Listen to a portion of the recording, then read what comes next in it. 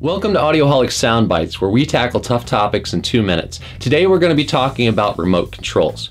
So with remote controls, it's difficult to fall in love. We're always searching for the perfect remote control. There's two types of remote controls out there. One is an actual physical remote control with physical buttons you can find with your physical fingers. What you want to be able to do is when you're watching a movie, not have to turn on the lights or look down at the remote control. You want to be able to put your thumb immediately on the buttons that you use most, which at least for me are your power buttons and your volume buttons.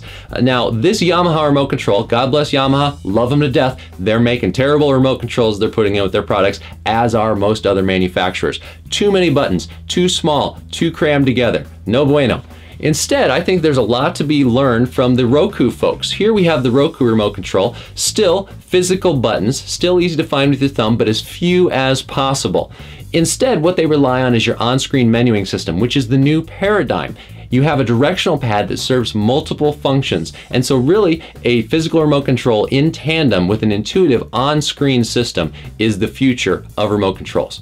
Now if we move away from tactile functions altogether, we start diving into what we call the non-tactile or your touchscreen remotes. So with these you can't find features by sense of touch alone. You actually have to look down at your remote control, which if you're watching a movie getting blasted by light from your cell phone, not an ideal situation. What is great about these though is they're able to pack in complex features into a simple, intuitive system to access. So if you want to deep dive into those menu settings, it's easier to do it often from a touch screen than from a physical remote.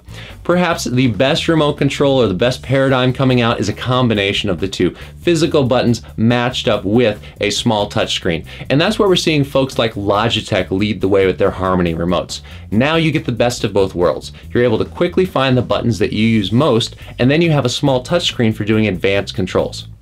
One remote that I'm really excited to see is the Neo remote. It's Kickstarter funded. Nobody has them in their hands yet, so it's still a little bit of vaporware, but it is as few tactile controls as possible, tied with a really powerful management system that not only controls your audio video gear, but also promises to do whole home automation as well. We're excited to see where that comes out. We're getting closer to the perfect remote control, but we're just not there yet. Do please stay tuned to audioholics.com and subscribe to our YouTube channel to learn more about what we have to offer in terms of our content and to keep up with the latest on home theater technology.